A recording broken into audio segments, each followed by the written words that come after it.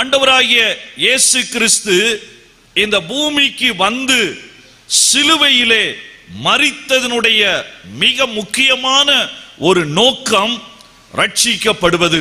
அது உண்மைதான். நாம் பாவ வாழ்க்கையிலிருந்து விடுபட்டு கிறிஸ்துவின் சாயலுக்கு ஒப்பாக மறுபடியும் மாற வேண்டும் என்பதனுடைய தொடக்கம் அந்த ரட்சிப்பு. ஆனால் அந்த ரட்சிப்போடு கூட மாத்திரம் கிறிஸ்துவினுடைய சிலுவையின் அந்த முக்கியத்துவம் அல்லது நோக்கம் அது முடிவடைந்து விடுவதில்லை. நீங்கள் வாசித்து பார்த்தால் ஆச்சரியமாய் இருக்கும். இயேசு கிறிஸ்துவினுடைய சிலுவை நமக்கு மிகுந்த மேன்மையை, அதாவது இயேசுவை போல நாமும் மாறுவதற்காகத்தான் இயேசு இந்த உலகத்திலே சிலுவையிலே மரித்தார். அல்லேலூயா. இது தெரிந்த உண்மையா இருக்கலாம். பக்கத்துல உங்க கையை பிடிச்சு சொல்லுங்க பாப்போம். இயேசுவை போல நீங்க மாறுவதற்குத்தான் இயேசு சிலுவையிலே மரித்தார். நீங்க உடனே சொல்வீங்க, இதெல்லாம் சண்டே ஸ்கூல்ல நாங்கள் சொல்லி கொடுக்கிறது, இதை வைத்து எங்களுக்கு சொல்லி கொடுக்கிறீர்களா என்கிற ஒரு எண்ணம் உங்களுக்குள்ளே வரலாம். இப்ப அடுத்த கேள்வியை கேளுங்க பாப்போம். இயேசுவை போல மாறி இருக்கீங்களா? இயேசுவை போல மாற வேண்டும், அது எனக்கு தெரியும். ஆனால் இயேசுவை போல மாறி இருக்கிறேனா என்று சொன்னால் தலையை சொரிய வேண்டிய ஒரு சூழ்நிலை அதுதான் நமக்கு இருக்கும். நேரடியாய் அதற்கு யாரும் பதில் சொல்ல மாட்டார்கள். நான் எப்படி சொல்வது? ஏனென்றால் நமக்கே தெரியும் நாம் இன்னும் மாறவில்லை. அதற்காகத்தான் ஆண்டவர் ஒரு சின்ன உதாரணத்தை சொல்லி சிலுவையிலே இயேசு மரித்ததனுடைய மிக முக்கியமான நோக்கம், கலாத்தியருக்கு எழுதின அந்த நிருபத்தினுடைய 3வது அதிகாரம். நான் நேற்றைய தினத்திலே இவைகளெல்லாம் நான் சொல்ல முடியவில்லை. ஆகவே அவைகளை சேர்த்து சொல்லி இன்றைய செய்திக்கு நான் வேகமாக எடுத்து செல்ல விரும்புகிறேன். கலாத்தியருக்கு எழுதின நிருபம் 3வது அதிகாரம், அதிலே நானே வாசிக்கிறேன். 13-14 வசனம். சிலுவையை தியானிக்கிற இந்த லெந்து நாட்களிலே நாம் இதை மறக்க கூடாது, நாம் இதை மறைக்கவும் கூடாது. சிலுவையின் முக்கியமான நோக்கத்தை இயேசு சொல்லும் பொழுது சொன்னார், மரத்திலே தூக்கப்பட்ட எவனும் சபிக்கப்பட்டவன் என்று எழுதியிருக்கிறபடி கிறிஸ்து நமக்காக சாபமாகி நியாய பிரமாணத்தின் சாபத்திற்கு நம்மை நீங்களாக்கி மீட்டு கொண்டார். அல்லேலூயா. இது நமக்கு நன்றாய் தெரியும். கிறிஸ்துவின் சிலுவை எனக்குள் வந்துவிட்டால் அதற்கு பிறகு சாபம் என்கிற பேச்சுக்கே இடமில்லை. நான் ஏன் இதை அழுத்தி சொல்லுகிறேன்? ஒருவேளை இன்னும் சிலர் நான் ரட்சிக்கப்பட்ட பிறகு என்னுடைய சாபம் நீங்குவதற்கு விசேஷ ஜெபம் அவசியம் என்று யோசிக்கிறோம். இல்லை, அது கன்னியாகுமரியிலே அதிகம் உண்டு. அதனால் நான் தைரியமாய் சொல்ல விரும்புகிறேன், இயேசுவின் சிலுவை எந்த மனிதனுடைய வாழ்க்கையிலே வருகிறதோ அது சாபத்தை நீக்குகிறது. அல்லேலூயா. முழுவதுமாய் நீக்குகிறது. அது பாதி வேலையை செய்வதை போல அல்ல. ஆனால் வசனம் அங்கே முடியவில்லை. அடுத்த வசனம் தான் அதற்கு சொல்லுகிறது, அப்படி சாபம் நீக்கப்பட்டவன் எப்படி இருப்பான்? ஏன் இயேசு சிலுவையிலே மரிக்க வேண்டும்? 14வது வசனம். 13வது வசனம் ஒரு காரியத்தை சொன்னாலும் 14வது வசனம் அதனுடைய முழு அமைப்பையும் சேர்த்து சொல்லுகிறது. ஆபிரகாமிற்கு உண்டான ஆசீர்வாதம் கிறிஸ்து இயேசுவினால் புற ஜாதிகளுக்கு வரும்படியாகவும், ஆவியை குறித்து சொல்லப்பட்ட வாக்குத்தத்தத்தை நாம் விசுவாசத்தினால் பெறும்படியாகவும் இப்படி ஆயிற்று. எப்படி ஆயிற்று? இயேசுவை இந்த பூமிக்கு கொண்டு வந்தது, இயேசுவை மனிதனாய் மாற வைத்தது, இயேசுவை சிலுவையிலே அறைய வைத்தது. அப்படி என்றால் இதற்கு காரணம் என்ன? சாபம் பாவம் நீங்கின வாழ்க்கை மட்டுமல்ல, ஆபிரகாமிற்கு உண்டான ஆசீர்வாதம் எனக்கும் வர வேண்டும். அது 2வது முக்கியமான ஒரு படி. 3வது படி, ஆவியை குறித்து சொல்லப்பட்ட வாக்குத்தத்தத்தை நான் பெற வேண்டும். அதனால்தான் நான் நேற்றைய தினத்திலே சொன்னேன், பழைய ஏற்பாட்டிலே வாழ்ந்த மனிதனாய் இருந்தாலும், நியாய பிரமாணம் கொடுக்கப்படுவதற்கு முன்பே வாழ்ந்த மனிதனாய் இருந்தாலும், ஆபிரகாமினுடைய சந்ததியாகத்தான் இந்த புதிய ஏற்பாட்டிலும் ஆண்டவர் நம்மை வாழ வைக்க விரும்புகிறார். ஆனால் ஆபிரகாமினுடைய குறைகளோடு அல்ல, கிறிஸ்து இயேசுவினுடைய நிறைவோடு கூட. அதைத்தான் நேற்றைய தினத்திலே நான் சொன்னேன். அதிக மகிமையோடு அதிக மேன்மையோடு ஆண்டவர் நம்மை வாழ வைக்க விரும்புகிறார். ஆனால் ஆபிரகாமினுடைய சந்ததியை குறித்து நான் நேற்று சொன்ன வசனத்தை 2 நிமிடங்களில் நான் சுருக்கமாய் இன்றைக்கு புதிதாய் வந்தவர்களுக்கும், ஏனென்றால் நான் சொல்லுகிற இந்த வார்த்தையை புரிந்தால்தான் நான் போகிற அடுத்த செய்தி உங்களுக்கு புரியும். ஆபிரகாமிற்கு கிட்டத்தட்ட 8 பிள்ளைகள் இருந்தார்கள். இப்பொழுது கேள்வி, ஆபிரகாமின் சந்ததி என்றால் இந்த 8 பிள்ளைகளிலே எந்த சந்ததி? ஏனென்றால் 8 விதமான சந்ததிகளாய் புரிந்தது. எந்த சந்ததியை குறித்து ஆண்டவர் சொல்லுகிறார்? எது அதிக மேன்மையானது? எல்லாமே ஆபிரகாமின் வித்தில் பிறந்ததுதான். இன்றைக்கும் அது சபையை குறித்து சொல்லப்பட்ட ரகசியம். எல்லாரும் சிலுவையினால் விடுதலையாக்கப்பட்டவர்கள் தான். ஆனால் சபைக்கு உள்ளே நான் வந்த பிறகும் கூட ஆபிரகாமின் வித்தை பெற்ற 8 பேரும் ஆபிரகாமின் சந்ததியாய் இந்த வேதத்திலே அங்கீகரிக்கப்படவில்லை.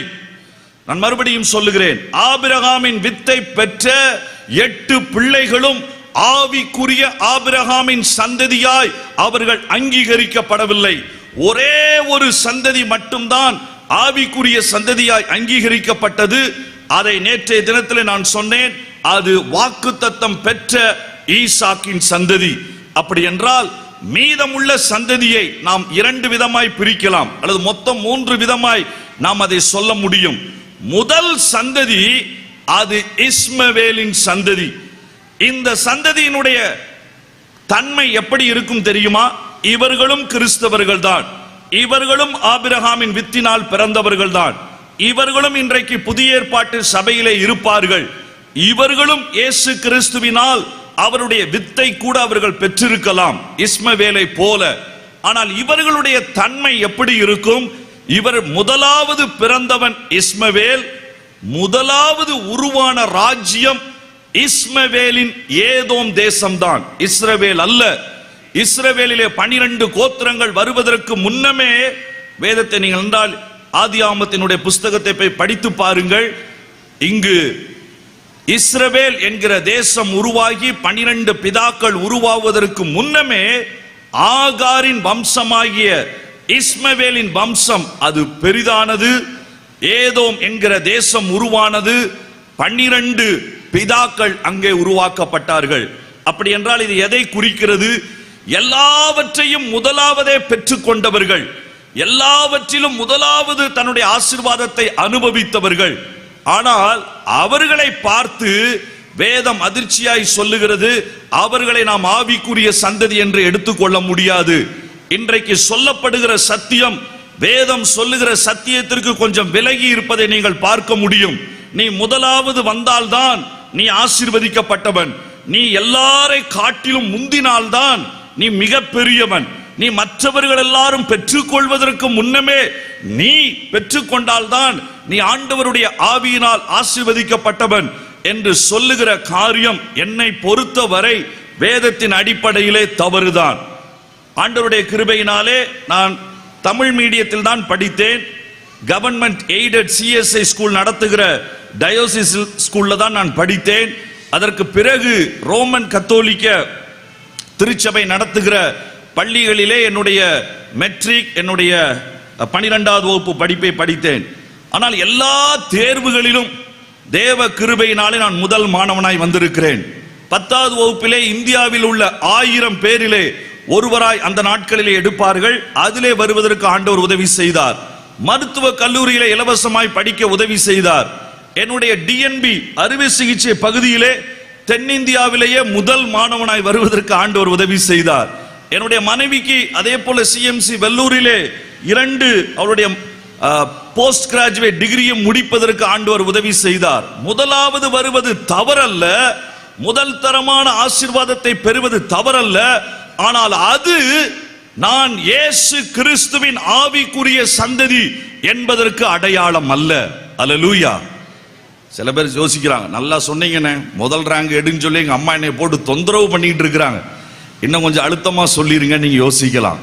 ஆனா முதல் தரமாய் வந்ததினாலே, ஈசாக்கு பிறக்கிறதற்கு 13 வருஷத்திற்கு முன்பாகவே பிறந்ததினாலே, வேதத்திலேயே முதலாவது விருத்த சேதனத்தை என்கிற உடன்படிக்கையை பெற்றுக்கொண்ட கூட்டத்திலே இஸ்மவேலும் ஒருவனாய் இருந்ததினாலே அவன் ஆவிக்குரிய சந்ததி இல்லை. அதுதான் முக்கியமான காரியம். சரி, இன்னொரு பக்கம் கேத்தூராலின் சந்ததியை நீங்கள் பார்த்தால் இதிலே ஒரு பிள்ளை இல்லை, 6 பிள்ளை பிறக்கிறது ஆபிரகாமுக்கு. ஆச்சரியமா எனக்கு இருந்தது. முதல் பிள்ளைக்கு அவன் 25 வருடங்கள் காத்திருந்தான் வாக்குத்தத்தம் பண்ணப்பட்ட ஈசாக்கு பிறப்பதற்கு. ஆனால் ஆதியாகமம் 25 சொல்லுகிறது கேத்தூராளுக்கு 6 ஆண் குழந்தைகள் ஆபிரகாமின் மூலமாய் பிறந்தது. இது 1 நாளாகமம் 1-2 அதிகாரத்திலும் அந்த பெயர் பட்டியலிலே அழகாய் சொல்லப்பட்டிருக்கிறது. அவள் ஆபிரகாமினுடைய மறுமனையாட்டியானவள். ஆபிரகாம் அவளை முறையாக திருமணம் செய்திருந்தான், முறையாக குழந்தைகள் பிறந்திருந்தார்கள். இங்கே ஒரு ஆகார் என்கிற மனைவியின் மூலமாய் முதலாய் ஆசீர்வாதத்தை பெறுகிற ஒரு கூட்டம், இங்கே கேத்தூரால் என்கிற மனைவியின் மூலமாய் ஏராளமாய் பெறுகிற கூட்டம். ஆனால் இந்த ஏராளமாய் பெருகுகிற கூட்டத்தையும் ஆண்டவர் வாக்குத்தத்தம் உள்ள சந்ததி என்று சொல்லவில்லை. ஆனால் ஈசாக்கை நீங்கள் எடுத்து பார்த்தால் தாமதமாய் பிறந்தவன், இவனுக்கு திருமணம் நடக்கும் பொழுது தாயை இழந்தவன், திருமணம் ஆன பிறகு 20 வருடங்கள் குழந்தை இல்லாமல் இருந்தவன், வயோதிப நாட்களிலே கண் தெரியாமல் போனவன், கிட்டத்தட்ட இவனுடைய வாழ்க்கையை எடுத்து பார்த்தால் ராசி இல்லாதவன் என்று நம்ம சொல்வோமே நம்ம ஊர்ல, அப்படி சொல்வதை போல ஆபிரகாமை போல அல்ல, அல்லது யாக்கோபை போல திரளாயும் அல்ல, ஆபிரகாமை போல முதலாவதாயும் அல்ல. ஆனால் இவர்கள் நடுவிலே வைக்கப்பட்டிருந்தாலும் இவனைத்தான் வேதம் சொல்லுகிறது. கிறிஸ்துவின் சந்ததி யார்? ஈசாக்கின் சந்ததி தான் கிறிஸ்துவின் சந்ததி. கரங்களை தட்டி ஆண்டவருக்கு நன்றி செலுத்தலாமா? தாமதமாய் நாம் வந்திருக்கலாம். தாயை இழந்த சூழ்நிலையிலே ஈசாக்கு அவனுடைய திருமணம் நடக்கிறது. ஒருவேளை தன்னுடைய சொந்த பிள்ளையினாலே அவன் ஏமாற்றப்படுகிறான். அவனுடைய வாழ்க்கையில ஏராளமான எதிர்மறையான காரியங்கள். ஆபிரகாமும் யாக்கோபும் செய்ததை போல ஆபிரகாமை போல இவன் யுத்தம் செய்ததில்லை. யாக்கோபை போல தேவனோடு கூட போராடி 12 கோத்திர பிதாக்களை உருவாக்கினதில்லை. இதையெல்லாம் இவன் செய்ததில்லை. இவன் அமைதியாய் இருந்தவன். ஆனால் தன்னுடைய வாழ்க்கையிலே நான் நேற்று சொன்ன குறைந்தபட்சம் அந்த 4 பண்புகளை, கிறிஸ்துவினுடைய அடையாளத்தை தன்னுடைய வாழ்க்கையிலே வைத்திருந்தான். அல்லேலூயா. இதனுடைய அர்த்தம் என்ன? ஆசீர்வாதம் உங்களுக்கு முதலாவது முறை கிடைக்காமல் இருந்திருக்கலாம், ஆசீர்வாதம் உங்களுக்கு திரளாக கிடைக்காமல் இருந்திருக்கலாம், இழந்த கூட்டத்திலே நீங்கள் நிற்கலாம், கண்ணை பறிகொடுத்த கூட்டத்திலே நிற்கலாம். ஆனால் இவைகள் எல்லாம் உங்களை ஆவிக்குரிய ஆசீர்வாத சந்ததி என்கிற இடத்திலிருந்து அசைக்க முடியாது. அல்லேலூயா. அதைத்தான் ஆண்டவர் சொல்லுகிறார். ஆண்டவர் காண்பித்து கொடுக்கிற ஒரு சந்ததி அதிக மேன்மை உள்ள சந்ததி. இந்த சந்ததியினுடைய குணங்களை நேற்று நாம் பார்த்தோம். இன்றைக்கு அதனுடைய 2வது பகுதியை நான் உங்களுக்கு எடுத்து செல்ல விரும்புகிறேன். வாசிக்கலாம். 1 கொரிந்தியருக்கு எழுதின நிருபம் 15வது அதிகாரம் அதனுடைய கடைசி வசனத்தை வாசியுங்கள். 1 கொரிந்தியர் 15 அதனுடைய கடைசி 58வது வசனம். ஆகையால் எனக்கு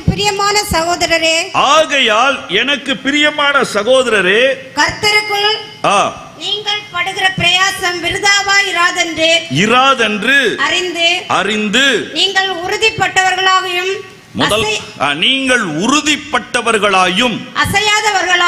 அசையாதவர்களாயும் கர்த்தருடைய கிரியையிலே எப்பொழுதும் பெருகுகிறவர்களாய் இருப்பீர்களாக. இதுல வருகிற ஒரு வசனம், பொதுவா இந்த 1 கொரிந்தியர் 15 நாம் அடக்க ஆராதனையிலே வாசிப்போம். கடைசியாக அடக்கம் செய்வதற்கு முன்பு இவன் மண்ணானவன் மின்னானவன் என்று சொல்லி அது வாசிக்கப்பட வேண்டிய இடம். அடக்க ஆராதனையில் வாசிப்பது தவறல்ல, ஆனால் இது ஒரு ஆழமான சத்தியம் நிறைந்த ஒரு பகுதி. இது நான் விரும்புகிறேன். இது எவ்ரி மந்த், ஒவ்வொரு மாதமும் கூட இந்த வசனங்களை நாம் தியானிக்கலாம். ஏனென்றால் அவ்வளவு சத்திய வசனங்களினுடைய ஆழம் நிறைந்த ஒரு பகுதி. அதை அழகாய் பவுல் சொல்லுகிறான். நாம் விண்ணுக்கு உரியவர்கள் என்பதை ஞாபகப்படுத்துகிற அற்புதமான ஒரு பகுதி. இந்த பகுதியிலே சொல்லிவிட்டு நிறைய காரியங்களை அவன் சொல்லுகிறான். கடைசி வசனத்திலே ஒரு வரி, ஒரு வார்த்தை, அதைத்தான் இன்றைக்கு உங்களோடு கூட பேச போகிறேன். 58வது வசனத்திலே வாசித்த வசனத்திலே, நீங்கள் உறுதிப்பட்டவர்களாகவும் அசையாதவர்களாகவும் இருந்து உங்களுடைய கிரியைகளிலே பெருக வேண்டும். முதலாவது நேற்று நாம் பார்த்தோம், அதிக மேன்மை உள்ளது எது? இன்றைக்கு நாம் பார்க்க போகிறோம், அதிக உறுதி உள்ளது எது? இந்த அதிக உறுதி என்கிற இந்த வார்த்தை ஒருவேளை கொஞ்சம் சுத்த தமிழிலே அது சொல்லப்பட்டிருந்தாலும், நான் எப்படி ஒரு நிலையான வாழ்க்கையிலே நான் வாழ்வது? இன்றைக்குள்ள சூழ்நிலை நீங்கள் யோசித்து பார்த்தால் இட் இஸ் சோ ஒரு இம்பேலன்ஸ் லைஃப் என்று சொல்லலாம். ஒரு சில நேரத்திலே அவர்கள் பார்த்தால் மிகுந்த ஆனந்தமாய் இருப்பார்கள், அடுத்த நேரத்திலே பார்த்தால் மிகுந்த சோகமாய் இருப்பார்கள். ஒரு சிலர் ஞாயிற்றுக்கிழமையை பார்த்தீர்கள் என்று சொன்னால் கட்டாயம் நீங்கள் அவர்களை சொல்லிவிடலாம், பரலோகத்திலே முதல் சேர் இவர்களுக்குத்தான். ஆனால் புதன்கிழமை பார்த்தால் கொஞ்சம் சந்தேகம்தான். வியாழக்கிழமை வெள்ளிக்கிழமை பார்த்தால் இவர்கள் கடைசி சேரு கூட கிடைக்காதோ என்கிற ஒரு சந்தேகம் வரும். ஏனென்றால் வாழ்க்கை முறை ஒவ்வொரு நேரமும் அது அலை பாய்கிறதை போல இந்த பக்கம் அந்த பக்கம், எதிலே வாழ்வது, எப்படி வாழ்வது? நான் கிறிஸ்துவுக்குள் நிலையாய் நான் வாழ விரும்புகிறேன், ஆனால் நான் வேலை செய்கிற இடம் எனக்கு அது ஒத்துழைப்பதில்லை, நான் இருக்கிற குடும்பம் எனக்கு அதை ஒத்துழைப்பதில்லை, நான் போகிற சில பேர் சொல்லுகிறார்கள், எனக்கு ஒரு நண்பர் எழுதியிருந்தார் வளைகுடா நாட்டிலிருந்து, அண்ணன் நான் வீட்டில் இருக்கும்போது நல்லா இருக்கிறேன், வேலைக்கு போகும்போது நல்லா இருக்கிறேன், சபைக்கு போனதான் நான் மோசமாயிடுறேன். எனக்கு அதிர்ச்சியா இருந்தது. நான் அவர்கிட்ட கேட்டேன், நீங்க தப்பா எதுவும் எழுதிட்டீங்களான்னு. இல்ல, தப்பதான் நான் எழுதினேன், நான் நன்றாகத்தான் இருக்கிறேன். விருதுநகரை சேர்ந்தவர், இந்து குடும்பத்திலிருந்து ரட்சிக்கப்பட்டவர், மிகுந்த வேதனையோடு அவர் எழுதியிருந்தார். சிலருக்கு இந்த இடத்துல நிற்க முடியவில்லை, சிலருக்கு அந்த இடத்துல நிற்க முடியவில்லை. ஆனால் ஆண்டவராகிய இயேசு கிறிஸ்துவினுடைய சிலுவை நம்மை எல்லா நாட்களிலும் விண்ணுக்கு உரியவர்களாய், அதாவது உறுதிப்பட்டவர்களாய், அசையாதவர்களாய் நம்மை நிலை நிற்க செய்கிறது. அல்லேலூயா. நிறைய விஷயங்கள் நம்மை அசைத்து விடுகிறது, அப்படிதானே? ஒரு சின்ன காரியம், ஏதாவது துக்ககரமான ஒரு செய்தி அல்லது எதிர்மறையான ஒரு செய்தி, அது நம்மை எவ்வளவு வேகமாய் அசைத்து விடுகிறது. ஒரு சில காரியங்கள் நம்மை மிக எளிதாக ஆண்டவர் மேல வைத்திருக்கிற நம்பிக்கையே திருப்பி போட்டு விடுகிறது. சில சூழ்நிலைகள் நமக்கு அப்படி செய்கிறது, சில நம்முடைய வாழ்க்கையில நடைபெறுகிற தோல்விகள் நமக்கு அப்படி செய்கிறது.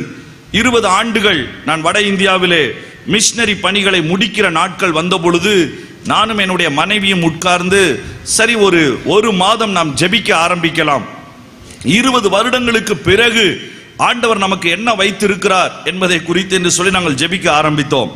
கொஞ்சம் கொஞ்சமாய் நான் ஜெபிக்கும் பொழுது நான் ஆண்டவரிடத்தில் சொன்னேன், ஆண்டவரே 20 வருடம் ஏராளமான சவால்களை சந்தித்து இருக்கிறோம், ஆனால் இந்த 20 வருடத்திற்கு பிறகு நீ நிச்சயமாய் அடுத்த படிக்கு நீர் கொண்டு போக போகிறீர் என்று சொல்லி நான் யோசித்திருந்த பொழுது எங்களுடைய ஜெபம் 1 மாதம் 2 மாதம் 3 மாதம், அந்த 3வது மாதம் தாண்ட தாண்ட தாண்ட ஏற்கனவே இருந்த பிரச்சனைகளை காட்டிலும் அதிகமான பிரச்சனைகள் எழும்ப ஆரம்பித்தது.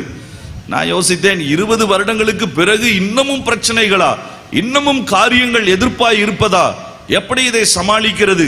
அதனுடைய போக்கு மிக அதிகமாகி ஒரு கட்டத்திலே மிக அதிகமான நெருக்கத்திற்கு உள்ளாக வேண்டிய ஒரு சூழ்நிலை. ஒரு நாள் சாயந்திரத்திலே நான் உட்கார்ந்து என்னுடைய மருத்துவ பணிகளையும், அன்றைக்கு சாயந்திரம் சுவிசேஷ ஊழியத்திற்கு போக வேண்டும் என்று ஆயத்தப்பட்டு கொண்டிருந்தோம். ஆனால் திடீரென்று மழை வந்ததினாலே உத்தரப்பிரதேச மாநிலத்தில் உள்ள சோன்பத்ரா என்கிற மாவட்டத்திலே இருந்த கோண்ட் என்கிற இன மக்கள் மத்தியிலே ஊழியம் செய்து கொண்டிருந்த ஒரு நேரம் அது. அன்றைக்கு சாயந்திர வேளையிலே மழை மிக அதிகம். ஆகவே சரி, இன்றைக்கு ரூம்ல போய் உட்கார்ந்து ஜெபிக்கலாம் என்று சொல்லி நான் ஜெபித்துக் கொண்டிருந்த பொழுது ஆண்டவர் இந்த வசனத்தை எனக்கு கற்றுக் கொடுத்தார். அவர் எனக்கு சொன்ன இந்த வார்த்தை எனக்கு அதிர்ச்சியாய் இருந்தது. அவர் கேட்டார், இன்னும் சவால்களின் மத்தியிலே நீ உறுதியாய் இருப்பாயா? ஆண்டவரே, 20 வருஷம் உறுதியாய் இருந்தாச்சு. இந்து குடும்ப பின்னணியிலிருந்து நான் பிறந்தவன், பாவத்திலே மூழ்கினவன், நான் தற்கொலையை நோக்கி ஓடின நாட்களில் தான் நான் இயேசுவை ஏற்றுக்கொண்டேன். திருநெல்வேலி மருத்துவ கல்லூரியிலே மரித்துதான் ஆக வேண்டும் என்று சொல்லி அங்கே இருக்கிற போலீஸ் சூப்பரண்டன்ட்டுக்கு, அங்கே இருக்கிற டீனுக்கு, என்னுடைய தாய் தகப்பனுக்கு லெட்டரை எழுதி வைத்து விட்டு, இன்றைக்கு தான் என்னுடைய வாழ்நாளின் கடைசி நாள், இனி என்னுடைய சாவுக்கு நீங்கள் யாரையும் தொந்தரவு செய்ய வேண்டாம் என்று சொல்லி எல்லாவற்றையும் எழுதிவிட்டு அன்றைக்கு ட்ரெயின்ல போய் விழுவதற்கு 3 மாதங்களாய் யோசித்து முடிவு செய்து காத்திருந்தவன். ஆனால் அந்த சூழ்நிலையில் தான் இயேசு, அதே நாளில் தான் ஆண்டவர் என்னை சந்தித்தார். என்றைக்கு நான் சாக வேண்டும் என்று இருந்தேனோ அதற்கு 2 மணி நேரத்திற்கு முன்புதான் என்னுடைய நண்பரை சந்திக்க வந்தவர் எனக்கு சுவிசேஷத்தை சொல்லி இன்றைக்கு உங்களுக்கு முன்பாய் நான் நிற்பதற்கு தேவன் எனக்கு உதவி செய்தார்.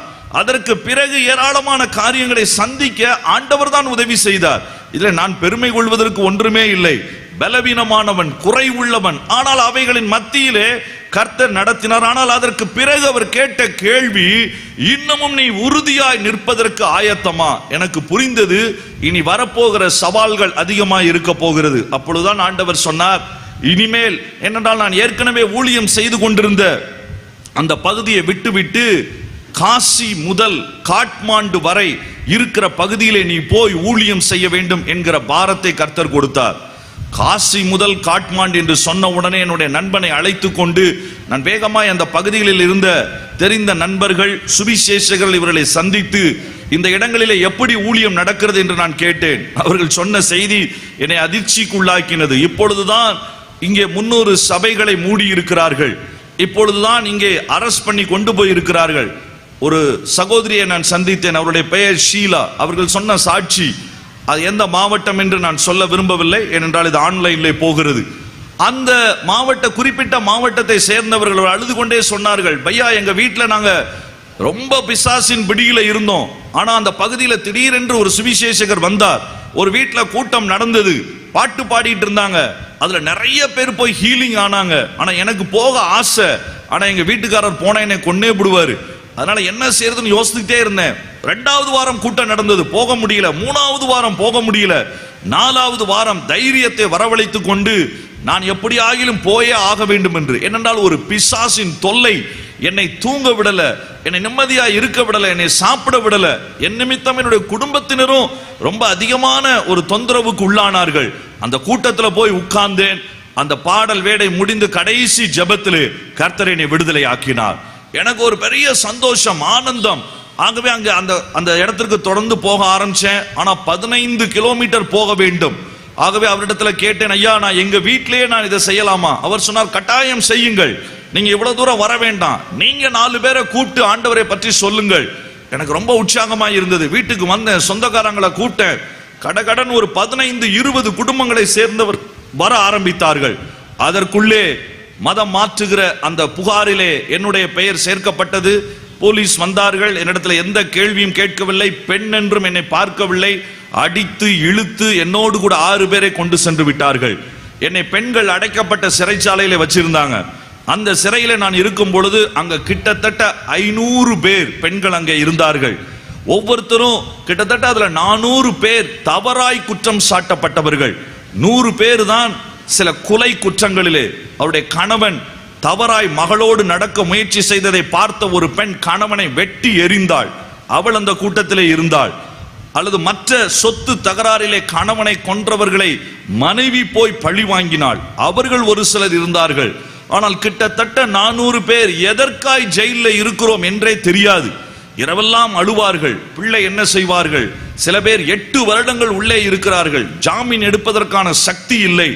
ஒரு சிலர் இயேசுவை ஏற்றுக்கொண்டது நிமித்தம் அங்கே இருந்தார்கள். அதுல 60-70 பேர் இயேசுவை அறிவித்ததற்காய் உள்ளே இருந்தவர்கள்.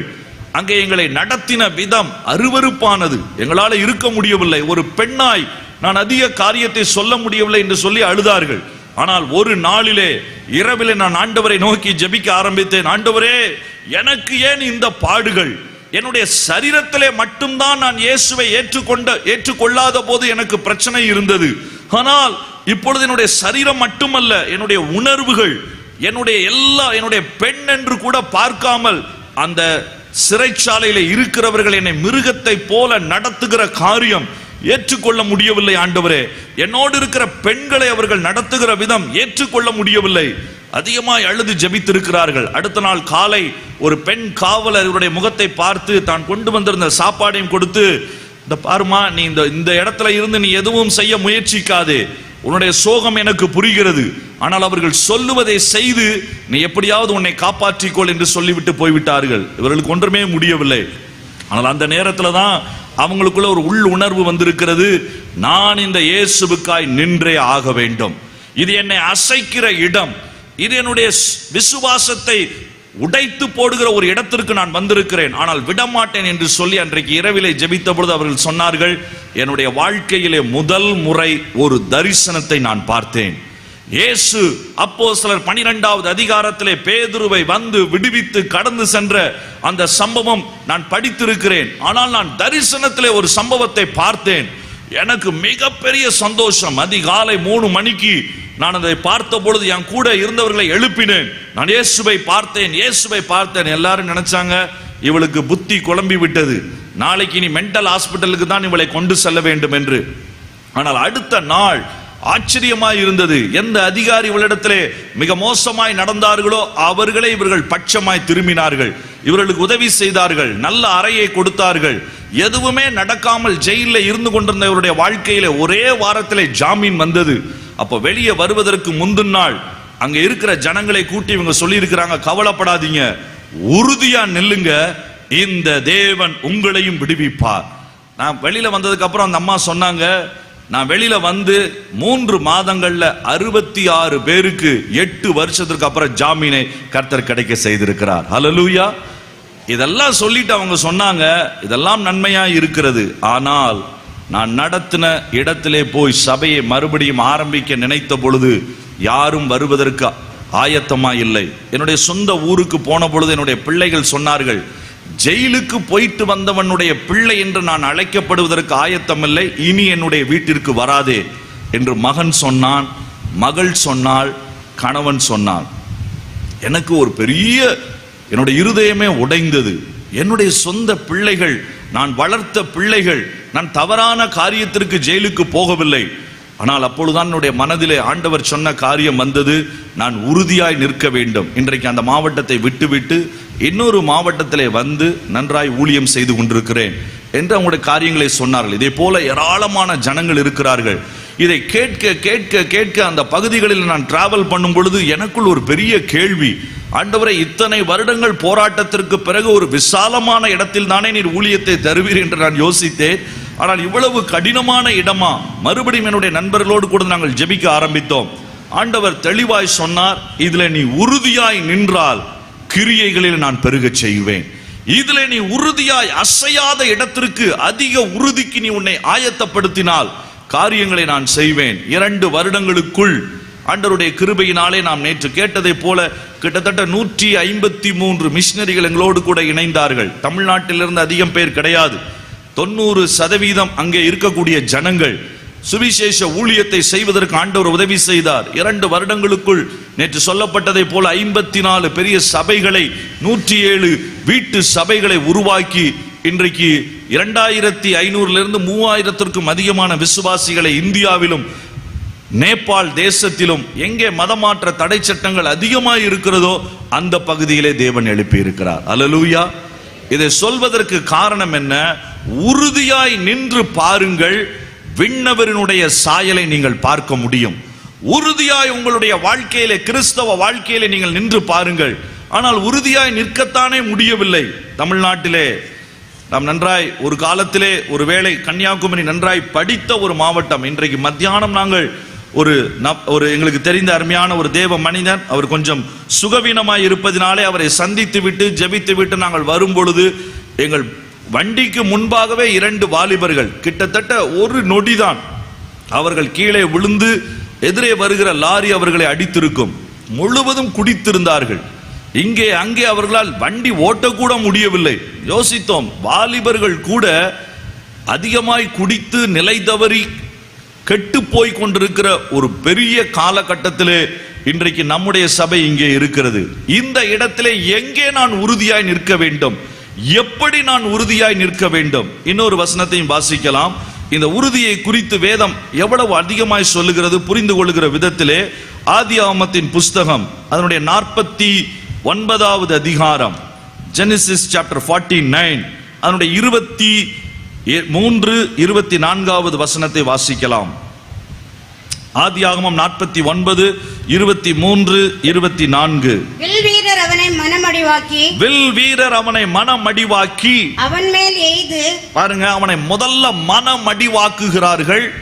அவன் மீது அம்பை எய்கிறார்கள், அவனை பகைத்தார்கள். மூன்று விஷயங்களையும் செய்றாங்க. Psychologically they shattered him first. உங்களுக்கு தெரியுமா, வருகிற போராட்டத்திலே மிக அதிகமான போராட்டம் மன போராட்டம். ஒரு மனிதனை மனதளவிலே நீங்கள் தோற்கடித்து விட்டால் சரீர அளவிலே தோற்கடிப்பது மிக எளிது. அவனுடைய மன நம்பிக்கையை உடைத்து விட்டால் அதற்கு பிறகு அவனை ஜெயிப்பது எளிது. அதனால்தான் பெரிய யானை அதை எப்படி பழக்குவிக்கிறார்கள்? சின்ன யானையா இருக்கும் பொழுது அதை கொண்டு வந்து முதலிலே கட்டுவார்கள். அது ஆரம்பத்திலே அதை நன்றான ஒரு நல்ல கம்பியில அடிச்சு கீழே வெல்டிங் பண்ண ஒரு இடத்துல செயினை போட்டு கட்டுவாங்க. இந்த யானை முயற்சி செய்து பார்க்கும், ஒண்ணுமே நடக்காது. கிட்டத்தட்ட 3 to 6 மாதங்கள். அதுக்கப்புறம் அந்த கம்பியை எடுத்துட்டு கம்பை ஊனுவாங்க, அந்த கம்பிலே செயினை போட்டு கட்டுவாங்க. இன்னொரு 3 மாதம் அது முயற்சி செய்யும். அவ்வளவுதான். 9 மாதம் கழித்து அதனுடைய மனது செட் ஆயிடும். இனி என்னால் இந்த சங்கிலி இருந்தால் இது ஒன்றும் செய்ய முடியாது. அதுக்கப்புறம் அந்த யானையை நீங்கள் சங்கிலியிலே, வெறும் சங்கிலியிலே கட்டி எங்கேயும் கீழே அதிக பலமில்லாத ஒரு மரத்திலேயோ ஒரு கம்பு குச்சியிலேயோ அதை மாட்டி வைத்து விட்டால் கூட போதும். சங்கிலியை பார்த்த உடனே யானை முடிவு செய்து விடும், இனி என்னால் ஜெயிக்க முடியாது. அந்த இடத்திற்குத்தான் இந்த மன மடிவு என்கிற இடம். ஆனால் யோசேப்பை குறித்து வேதம் அழகாய் சொல்லுகிறது. 24வது வசனம், ஆனாலும் அவனுடைய வில் உறுதியாய் நின்றது. பார்த்தீர்களா? அந்த உறுதியாய் நின்றதினாலே அவனுடைய வில் ஒன்றை முடிவு செய்தது. என்னை அவர்கள் மனமடிவாக்கட்டும், பரவாயில்லை. என்னை அவர்கள் விழத்தள்ள முயற்சி செய்யட்டும், பரவாயில்லை. என்னோடு கூட வில்லை எய்யட்டும், பகைக்கட்டும், அதை குறித்து எனக்கு பயம் இல்லை. என்னுடைய வில் நிற்கும் என்று அவன் முடிவு செய்த பொழுது என்ன நடந்தது? புயங்கள் யாக்கோபுடைய வல்லவரின் கரங்களால் பலத்தன. அவனுடைய புயங்கள் ஆட்டோமேட்டிக்கா பலமாக ஆரம்பித்தது. அவனுடைய வில் நின்றது, அவ்வளவுதான். ஆனால் யாக்கோபின் வல்லவர் என்ன செய்தார்? இவன் என்னை நம்பி நிற்கிறான் என்று சொல்லி அவனுடைய கரங்களை பலப்படுத்தினார். இதனால் அவன் மேய்ப்பனும் இஸ்ரவேலின் கன்மலையும் ஆனான். இதனால் அவன் ஒரு பெரிய மேய்ப்பனாகவே மாறினான், கன்மலையை போல மாறினான், அசைக்க முடியாதவனாய் மாறினான். ஒருவேளை இந்த வசனத்தினுடைய ஆழத்தை நீங்க பார்க்கணும்னா, இவன் 11ஆவதாய் பிறந்த பிள்ளை, ஆண் பிள்ளை. ஆனால் முதலாவது பிறந்த இவருடைய அண்ணன் எப்படி இருந்தான் தெரியுமா? 4வது 3வது 4வது வசனம் அதே அதிகாரத்தில் வாசிங்க. ரூபனே அவன் தான் முதல் பையன். நீ என் சேஷ்ட புத்திரன். சேஷ்ட புத்திரன் என்றால் இரட்டிப்பான பாகத்தை பெறுவதற்கு தகுதி உள்ளவன். நீ என் சத்துவம், என் முதற் பலனுமானவன். நீ மேன்மையில் பிரதானமும் வல்லமையில் விசேஷமானவன். வல்லமையிலும் விசேஷமானவன். நான் யோசிக்கிறேன், ஒரு ஜிம்முக்கெல்லாம் போய் ஒரு 6 பேக் பாடியோட அவன் நின்றுப்பான்னு நினைக்கிறேன். ஏன்னா முதல் பிள்ளை, அவனுக்கு எல்லாத்தையும் கொடுத்து யாக்கோபு வளர்க்கிறாரு. யூத வம்சத்துல முதல் பிள்ளையை பார்த்து தான் குடும்பத்தை மதிப்பாங்க. அதனால அந்த பிள்ளையை விசேஷமானவன், என்னுடைய இடத்தை பிடிக்க வந்தவன். ஆனா 4வது வசனம் என்ன சொல்லுது பாருங்க. தண்ணீரை போல தளம்பினவனே. வார்த்தையை பார்த்தீங்களா? அவன் தண்ணீரை போல தளம்ப ஆரம்பித்தான். கன்மலையாய் நிற்க வேண்டியவன், உறுதியாய் நிற்க வேண்டியவன் எப்படி மாறினான்? தண்ணீரை போல தளம்பினதினாலே என்ன சம்பவம் நடந்தது? நீ மேன்மை அடைய மாட்டாய். போதும், மேன்மை நீ அடைய மாட்டாய். இழந்தான், அந்த மேன்மையை இழந்து போனான். அப்படி என்றால் நம்முடைய வாழ்க்கையில ஏன் நாம் அதிக மேன்மையை ஒருவேளை பெற்ற பின்பும் கூட நாம் சில நேரங்களிலே சில வருடங்களுக்கு பிறகு அதை இழப்பதற்கான காரணம், நிற்க வேண்டிய வில் உறுதியாய் நிற்கவில்லை. அதற்கு காரணம் உண்மையாய் இருக்கலாம். உங்களை மனமடிவாக்கி இருக்கலாம், உங்களை பகைத்திருக்கலாம், உங்களை எதிர்த்திருக்கலாம். ரிச்சர்ட் உம்பரன் என்கிற தேவ மனிதன் ஒரு அடைக்கப்பட்ட ருமேனியா என்கிற தேசத்திலே அவரை கொண்டு போய் ஜெயிலிலே வைத்தார்கள். கிட்டத்தட்ட 14 வருடங்களுக்கு மேலே சிறைச்சாலை தண்டனை. விரிவாய் நான் சொல்ல போவதில்லை. தனி சிறை, நாள் முழுவதும் நிற்க வேண்டும், உட்கார முடியாது.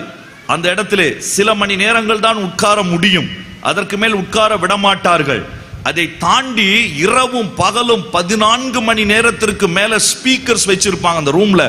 அதுக்குள்ள இருந்து அந்த சத்தம் வந்து கொண்டே இருக்கும். நீ இயேசுவை மறுதலி, நீ இயேசுவை மறுதலித்தால் நீ விடுதலை ஆகி விடலாம், நீ இயேசுவை மறுதலிக்காவிட்டால் உன்னுடைய மனைவி சித்திரவதை செய்யப்படுவாள், நீ இயேசுவை மறுதலிக்காவிட்டால் உன்னுடைய பிள்ளை என்று சொல்லி மறுபடி இந்த சத்தம் 14 வருஷம் யாரையும் பார்க்க முடியாது, எந்த காரியமும் இல்லை, கையிலே வேதம் இல்லை.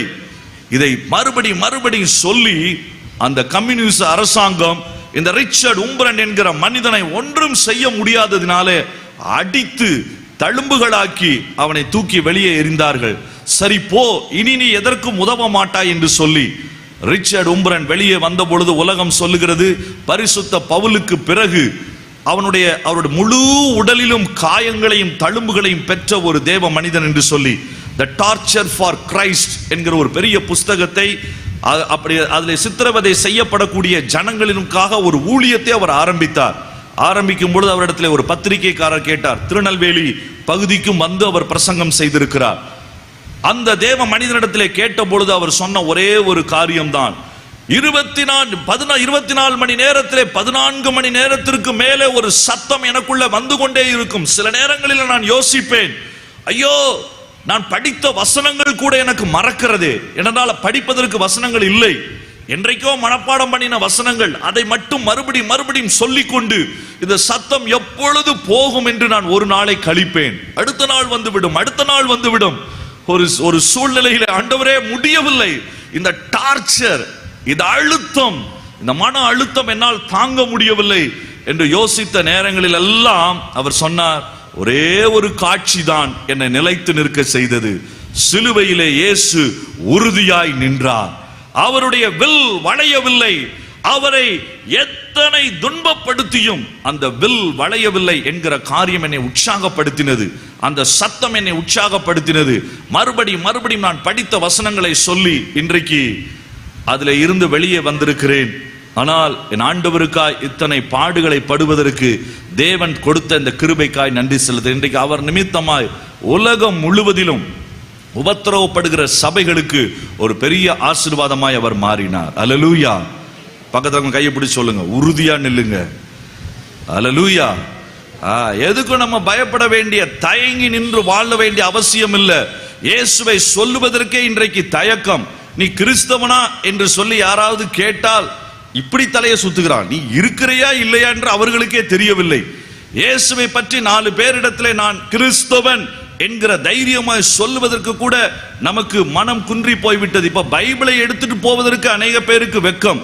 வாலிப பிள்ளைகள் இடத்துல பைபிள் எடுக்க சொன்னா, எல்லாம் மொபைல்ல இருக்குமா, ஒண்ணுமே தேவையில்லை, எடுத்துக்கொண்டு செல்வதற்கு கூட கூச்சப்படுகிற ஒரு நாட்கள். ஆனால் இந்த 162வது ஆண்டு நாளை ஆசரிக்கிற நமக்கு ஆண்டவர் சொல்லுகிறார், மறுபடியும் அந்த ஆதி உறுதிக்குள் நீங்கள் வர வேண்டும்.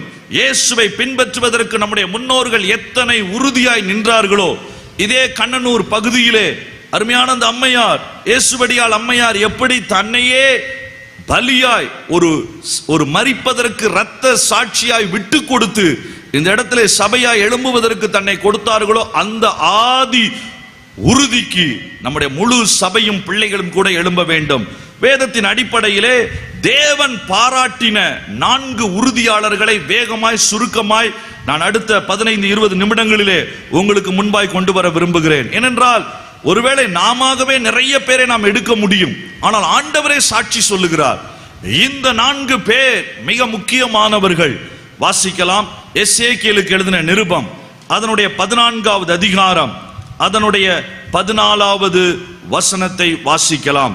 13-14வது வசனத்தை வாசிக்கலாம். எசேக்கியேல் 14வது அதிகாரம் 13-14.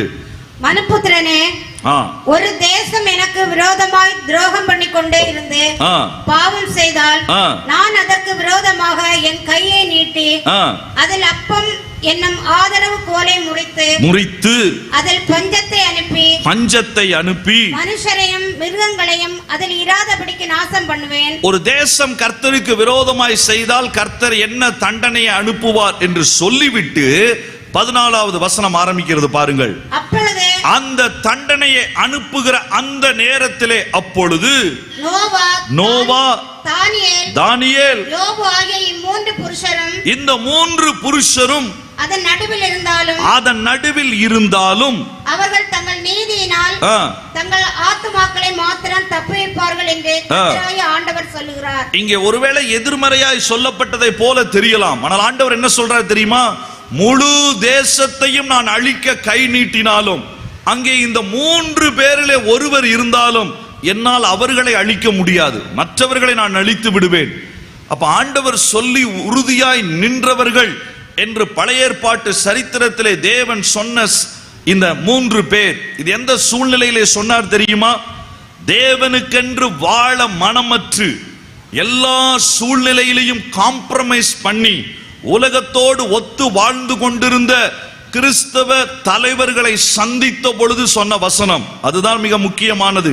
14வது அதிகாரம் 1, 2, 3 நீங்க வீட்டுல போய் வாசியுங்கள். யாரை பார்த்து இந்த வசனத்தை சொல்லுகிறார்? அங்கே வருகிற சில பெரிய கிறிஸ்தவர்கள். ஆனால் அங்கே தேவன் எதிர்பார்த்த வாழ்க்கை அவர்களுக்கு இல்லை, உறுதியற்ற வாழ்க்கை. அப்படி என்றால் நிலத்திலும் இருப்பார்கள், நீரிலும் இருப்பார்கள். அது என்ன மிருகம்? அது ஒருவேளை பரீட்சையிலே கேட்பார்கள், இரு வாழ்வி எது? தமிழ் மீடியத்தில் படித்த ஞாபகம் எனக்கு இருக்கிறது. நிலத்திலும் இருக்கும், நீரிலும் இருக்கும். அது என்றது தவளை. நீங்க கரெக்டா சொல்றீங்க, ரெண்டிலையும் இருக்கும். இப்பதான் நிலத்துல இருந்த மாதிரி இருக்கும், நீருக்குள்ளேயும் போகும். நீருக்குள்ள இருந்த மாதிரி இருக்கும், நிலத்திற்குள்ள போகும். இது ஒரு தவளை, ஒரு தவளையின் ஆவி என்று வேதமே சொல்லுகிறது. ஒத்து போகிற ஒரு வாழ்க்கை முறை. இங்க அப்படியே கையை வைத்துக் கொள்ளுங்கள். வெளிப்படுத்தின விசேஷம் 16வது அதிகாரம். ஏன் நான் இந்த வசனத்தை சொல்லுகிறேன்? நாம் வாழுகிற இந்த நாட்களிலே உலகத்திலே எப்படிப்பட்ட ஆவி கிரியை செய்கிறது? 13வது வசனத்தை வாசியுங்கள். வெளிப்படுத்தின விசேஷம் 16:13. அப்பொழுது வலு சர்ப்பத்தின் வாயிலும் மிருகத்தின் வாயிலும் கள்ள தீர்க்கதரிசியின் வாயிலும் இருந்து, இதெல்லாம் சாத்தானை குறிக்கிற வார்த்தைகள். மிருகம், வலு சர்ப்பம், கள்ளம், இதெல்லாம் என்ன செய்யும்? தவளைகளுக்கு ஒப்பான 3 அசுத்த ஆவிகள் புறப்பட்டு வர கண்டேன். பாத்தீங்களா?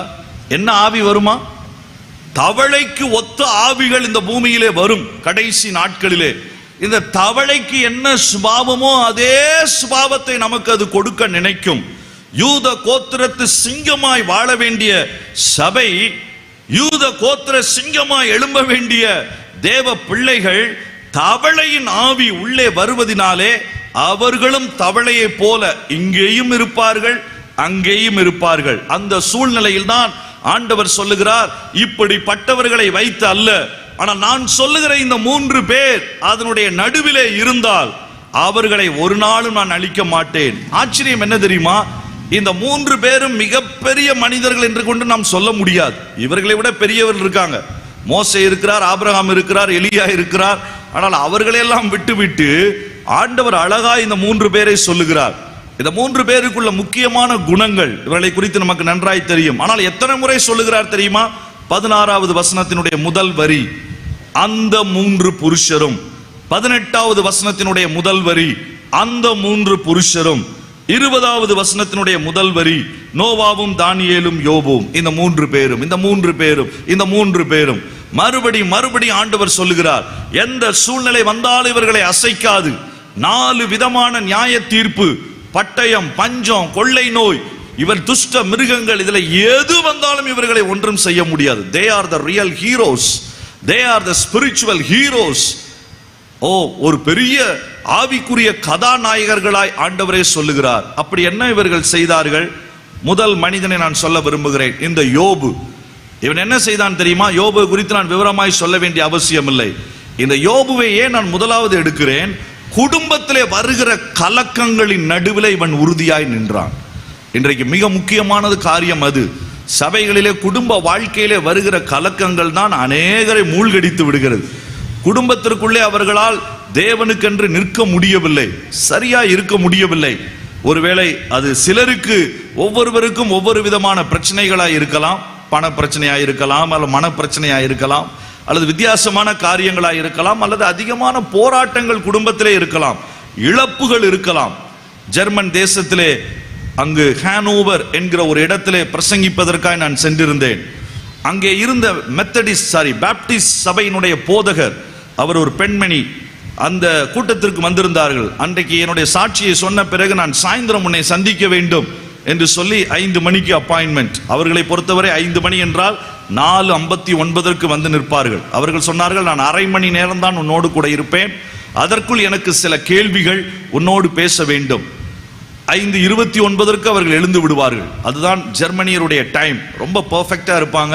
நான் தங்கி இருந்த வீட்டில் இருந்த ஆன்டி சொன்னாங்க, இது இந்தியா இல்ல, நீ 5 மணினா 4:45 நீ ரெடியா இருக்கணும். அதே போல ரொம்ப நேரம் நீ பேச முடியாது. 5:29 பாய் என்று சொல்லி அவர்கள் எழுந்து விடுவார்கள். சரி என்று சொல்லி எனக்கும் கொஞ்சம் பதட்டம்.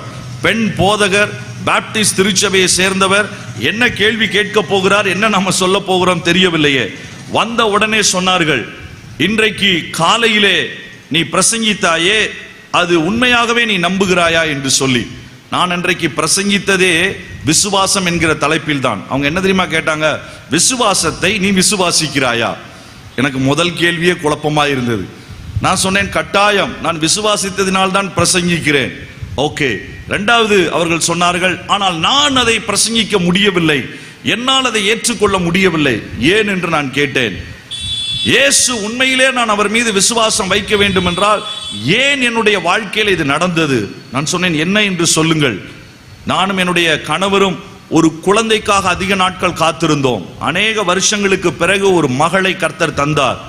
நான் ஒரு ஆர்டைன் பிரீஸ்ட், என்னுடைய கணவர் ஒரு ஜாப் செய்கிறவர். நாங்க 2 பேரும் அந்த குழந்தையை அவ்வளவாய் நேசித்தோம். கர்த்தருக்கும் நாங்கள் உண்மையாய் ஊழியம் செய்தோம். ஒரு நாள் நாங்க ஷாப்பிங் போயிட்டு நாங்க கிராஸ் பண்ணும் பொழுது என்னுடைய கணவர் என்னுடைய மகளை பிடித்திருக்கிறார் என்று சொல்லி நான் கிராஸ் செய்து விட்டேன். ஆனால் அதற்குள் அந்த பாதசாரிகள் நடக்கக்கூடிய லைட் ஆஃப் ஆகிவிட்டது, சிக்னல் ஆன் ஆகிவிட்டது. நான் யோசித்தேன், என்னுடைய கணவரோடு கூட அவள் நின்று கொண்டிருக்கிறாள் என்று சொல்லி. ஆனால் நான் கடந்ததை பார்த்தவள், அவள் ஓடி வந்தாள்.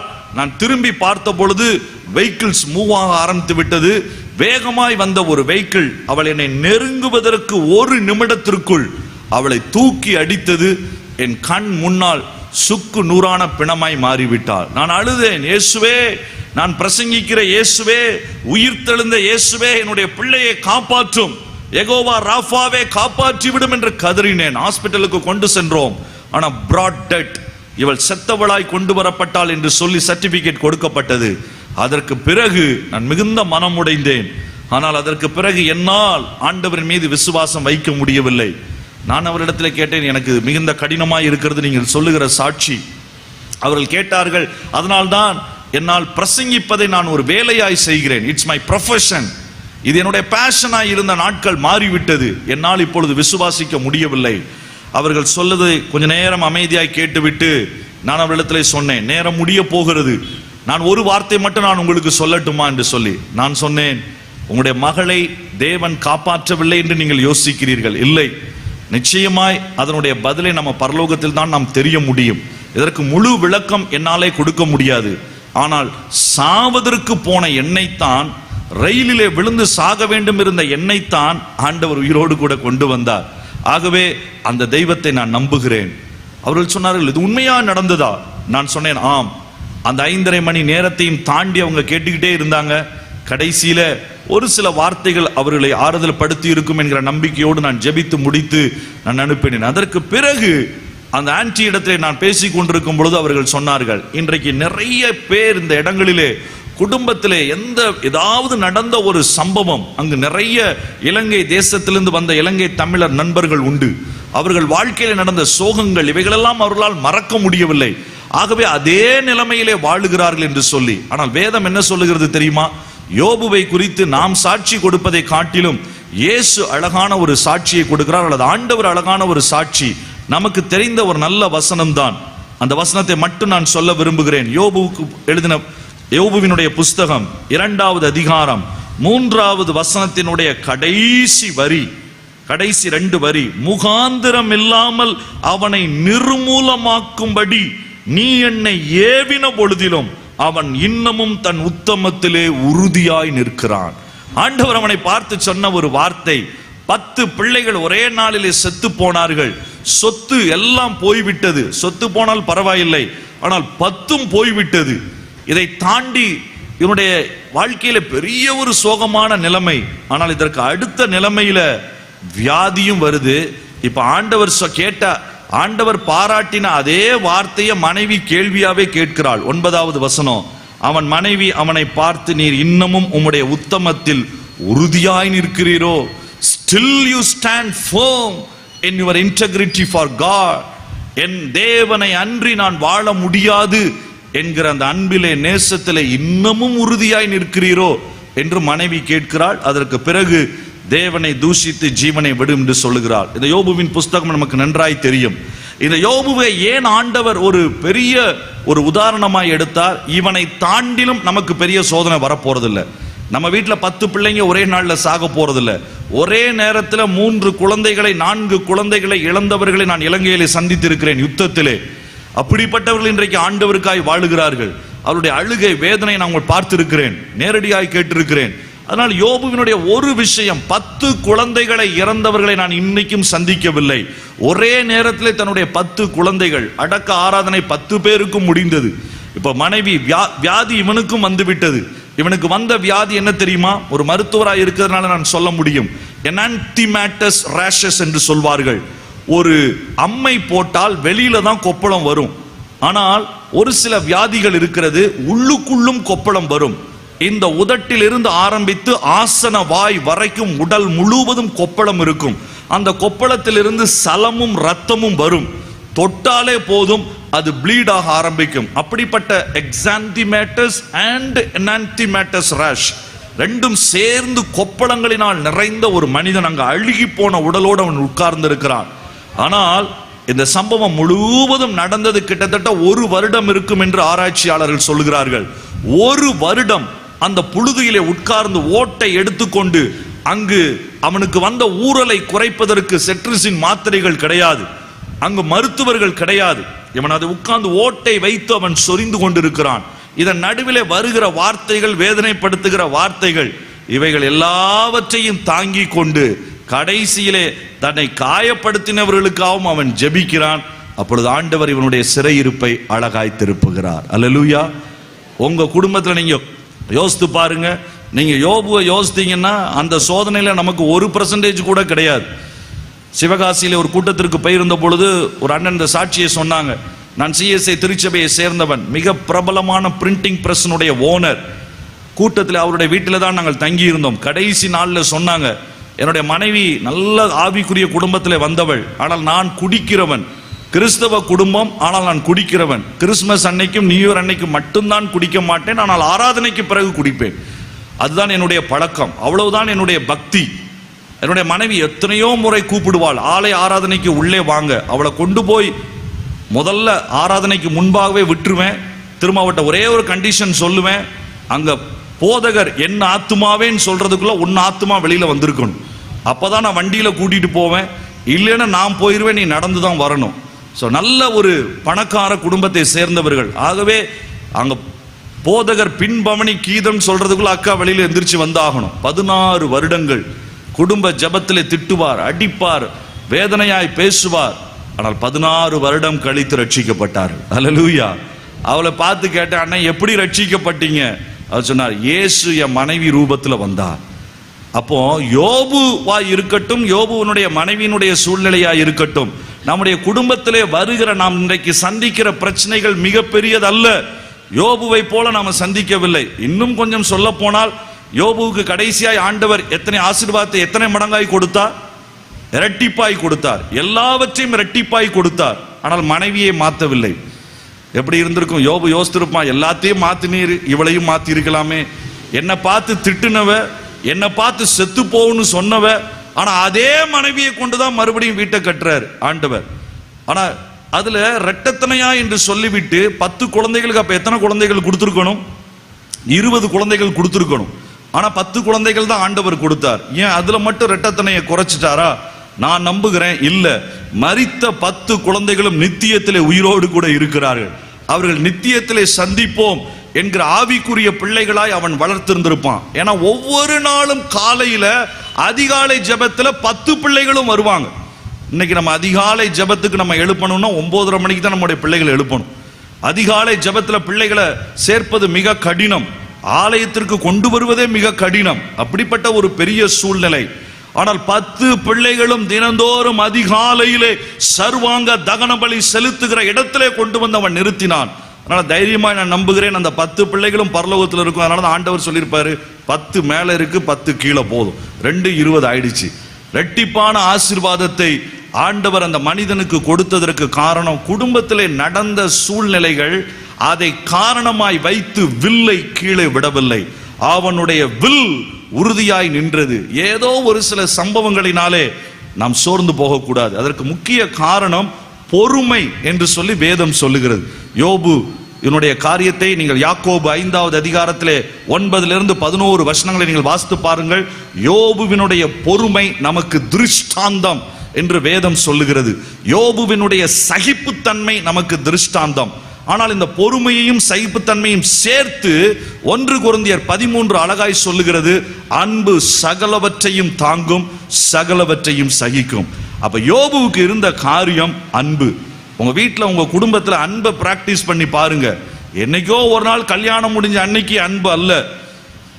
ஒவ்வொரு நாளும் மனைவியை நேசிப்பதற்கு, கணவனை நேசிப்பதற்கு நம்ம முயற்சி செய்ய வேண்டும். கசப்பு உணர்வுகள் குடும்பத்தில் இருப்பதுதான் மிகப்பெரிய கிருபையை அது உடைத்து போடுகிறது. உங்களுடைய இன்லாஸா இருக்கலாம், மாமனார் மருமகள் யாராய் இருக்கலாம், அல்லது சில வாலிப தம்பிமார்களுக்கு நான் சொல்ல விரும்புகிறேன், அப்பாவோட பேசாதவங்க நிறைய உண்டு, அம்மாவோட பேசாதவங்க நிறைய உண்டு. இல்ல, இன்றைக்கு தேவன் நம்மை அழைக்கிறார், அன்பிலே உறுதியாய் நிற்போம். எத்தனை கசப்புகள் வந்தாலும் இந்த அன்பு ஜெயிக்க முடியும். எந்த சூழ்நிலையும் ஜெயிப்பதற்கு, எல்லாவற்றையும் சகிப்பதற்கு, தாங்குவதற்கு உதவி செய்கிறது அந்த உன்னத அன்பு. இந்த யோபுவினுடைய வாழ்க்கையிலே அந்த உன்னத அன்பு அழகாய் காணப்பட்டது. 2வது மனிதன், ஆண்டவர் சொல்லுகிற மனிதன் அங்கு தானியேல். இந்த தானியேலை குறித்து நிறைய வசனங்கள் இருந்தாலும் ஒரே ஒரு வசனத்தை சொல்லி அடுத்த பகுதியை சொல்லி நான் முடிக்க விரும்புகிறேன். இந்த தானியேலை ஏன் ஆண்டவர் தெரிந்தெடுத்தார்? இது ஒரு பெரிய அதிசயம். ஏன் தெரியுமா? இந்த புஸ்தகத்தை எசேக்கியேல் எழுதும் பொழுது தானியேல் அதே தேசத்தில் உயிரோடு கூட இருக்கிறான். யோபுவாவது வரலாற்றில் இருந்து எசேக்கியேல் கற்றுக்கொண்டான். யூத வரலாற்றிலே ஒவ்வொரு குடும்பத்தினரும் யோபுவினுடைய கதைகளை சொல்லி சொல்லி சொல்லி எசேக்கியேலுக்கு பலமுறை கேள்விப்பட்ட ஒரு சம்பவம். ஆனால் தானியேல் இவன் வாழ்ந்த அதே நாட்களிலே பாபிலோனிலே இருந்தவன். இவன் கேபார் நதிக்கண்டையிலே அகதிகள் முகாமிலே இருக்கிறான். தானியேல் அரசாங்க அதிகாரியாய் அவன் அங்கே இருக்கிறான், பிரதம மந்திரியாய். ஆனால் தன்னுடைய வாழ்நாட்களிலேயே ஒரு மனிதனை அவன் அழகாய் பார்க்கிறான். இந்த தானியேலை குறித்து நிறைய காரியங்கள் நானும் யோசித்தேன். எது இவனுடைய மிகப்பெரிய ரகசியமாய் இருந்திருக்க முடியும்? யோபுவுக்கு தேவன் மீது அவன் வைத்திருந்த அன்புதான். நீங்க நன்றாய் படித்து பாருங்கள், உங்களுக்கு புரியும். 1 கொரிந்தியர் 13 சொல்லப்பட்ட அன்பினுடைய ஏராளமான வார்த்தைகள் யோபுவினுடைய வாழ்க்கையாய் இருந்தது. அதனால்தான் நிறைய பேர் யோபுவினுடைய மனைவியை தவறுன்னு சொல்வாங்க. ஆனா யோபுவினுடைய மனைவியை நான் பாராட்ட தான் செய்வேன். ஏன் தெரியுமா? ஒரே ஒரு முறை தான் திட்டுனான், நீ பைத்தியக்காரி போல பேசுகிறாய்னு. அதுக்கப்புறம் கிட்டத்தட்ட 40 அதிகாரம் அவன் பேசவே இல்லை. இதே போல எல்லா மனைவியும் இருந்தா நல்லா இருக்குன்னு யோசிப்பாங்க. ஒரே ஒரு அட்வைஸ்ல மனம் திரும்பின மனைவி, எத்தனை ஆச்சரியம் பாருங்கள். அதற்கப்புறம் அவ பேசவே இல்லை. தன்னுடைய கணவனுக்கு துணையாகத்தான் அவள் நின்றாள். ஆகவே அவளையும் கூட தன்னுடைய அன்பின் வார்த்தைகளினால் திருப்பின மனிதன். ஆனால் தானியேலுக்கு என்ன ரகசியம் தெரியுமா? 4வது அதிகாரம் அதனுடைய 18வது வசனம் நான் வாசிக்கிறேன். தானியேல் 4:18. நேபுகாத் நேச்சர் என்னும் ராஜாவாகிய நான் கண்ட சொப்பனம் இதுவே. இப்பொழுது பெல்சாத்சாரே, நீ இதன் அர்த்தத்தை சொல். என் ராஜ்யத்தில் உள்ள ஞானிகள் எல்லாராலும் இதன் அர்த்தத்தை எனக்கு தெரிவிக்க கூடாமல் போயிற்று. இப்பொழுதுதான் அவன் சொல்லுகிறான். ஏனென்றால் எதிரி சொல்வது கட்டாயம் உண்மையாயிருக்கும். அதனால் எதிரி தேசத்து ராஜா இவனை ஆராய்ந்து பார்த்து அந்த வசனத்தினுடைய கடைசி வரியிலே சொல்லுகிறான், நீயோ. வசனத்தை தமிழ் மிக அழகாய் சொல்லப்பட்டிருக்கிறது. நீ என்று ஆரம்பிக்கவில்லை. தானியேலே, அநேக ஞானிகளை நான் பார்த்து விட்டேன், அநேக மனிதர்களை பார்த்து விட்டேன், உன் கூட வந்த கிறிஸ்தவர்களையும் நான் பார்த்து விட்டேன், உன் கூட சிறைபிடிக்கப்பட்டு வந்த யூதர்களையும் நான் பார்த்து விட்டேன். ஆனால் நீயோ பரிசுத்த, இதை தெரிவிக்க கடவன். ஏனென்றால் பரிசுத்த தேவர்களுடைய ஆவி உனக்குள் இருக்கிறது. என்ன வித்தியாசம் தானியேலுக்கும் மற்றவர்களுக்கும் இருந்தது தெரியுமா? பரிசுத்த ஆவியானவருடைய நிறைவிலே வாழ்ந்தவன். பழைய ஏற்பாட்டு நாட்கள், பெந்தேகோஸ்தே அனுபவம் கொடுக்கப்படாத நாட்கள், வேதம் பிரிண்ட் பண்ணப்பட்டு எழுதப்படாத நாட்கள், மேசியா எப்படி வருவார் என்று தெரியாத நாட்கள். ஆனால் சிலுவையினுடைய முக்கியமான நோக்கம் பரிசுத்த ஆவியை பெற்று வாழ வேண்டும் என்று நாம் வாசித்த கலாத்தியருக்கு அடையாளமாய் பழைய ஏற்பாட்டு நாட்களிலே கல்தேயருடைய தேசத்திலே சிறை பிடிக்கப்பட்ட வாலிபனாய், 16 வயதை சேர்ந்த வாலிபனாய் இந்த பரிசுத்த ஆவியை உள்ளத்திற்குள்ளே வைத்திருந்தவன் 90 வயதாகிற வரைக்கும் அவனுடைய உருவம் மாறினது, அவனுடைய பெயர் மாற்றப்பட்டது, அவனுடைய மொழி மாறினது. ஆனால் உள்ளுக்குள் எரிந்து கொண்டிருந்த பரிசுத்த ஆவியானவர் மாறவில்லை. இன்றைக்கு நாம் ஏன் நிற்க முடியவில்லை தெரியுமா? இன்றைக்கு ஏன் நாம் கிறிஸ்துவுக்காய் எழும்ப முடியவில்லை என்று தெரியுமா? கிறிஸ்துவுக்காய் எழும்பி பிரகாசிப்பதற்கு சுயத்தினாலே முடியாது, நம்முடைய பலத்தினாலே முடியாது, ஞானத்தினாலே முடியாது. அதனால்தான் இயேசு சொன்னார், நீ எருசலேமை விட்டு போய்விடாதிருங்கள், அந்த உன்னத ஆவி உங்களை நிரப்பி உங்களை எருசலேமிலும் யூதேயாவிலும் பூமியின் கடைசி பரியந்தமும் சமாரியா முதற்கொண்டு உங்களை சாட்சியாய் வைக்கும் வரை காத்திருங்கள். ஆண்டவர் சொன்னதற்கு ஒரு பெரிய நோக்கம் உண்டு. ஒருவேளை பெந்தேகோஸ்தே சபைகள் அதிகமாய் இதை விவரித்து சொன்னதினாலே நம்முடைய சபைகளிலே இதை குறித்து நாம் சொல்லாமல் விட்டுவிட்டோமோ? ஆவியானவர் நமக்குள் ரட்சிக்கப்படும் போது வருவது உண்மைதான். ஆனால் ஆவியின் நிறைவு எங்கே? ஆவியானவருடைய அபிஷேகத்திலே நிறைந்து வல்லமைகள் வெளிப்படுகிற நாட்கள் எங்கே?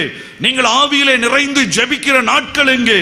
இன்றைக்கு ஆண்டவர் உங்களுடைய வாழ்க்கையிலே இந்த உறுதியை கொடுப்பதற்கு எந்த சூழ்நிலையாய் இருக்கட்டும், அனாதையை போல எடுத்து செல்லப்பட்டான். ஆனால் அந்த தேசத்தினுடைய பிரதம மந்திரியாய் மாறினான்.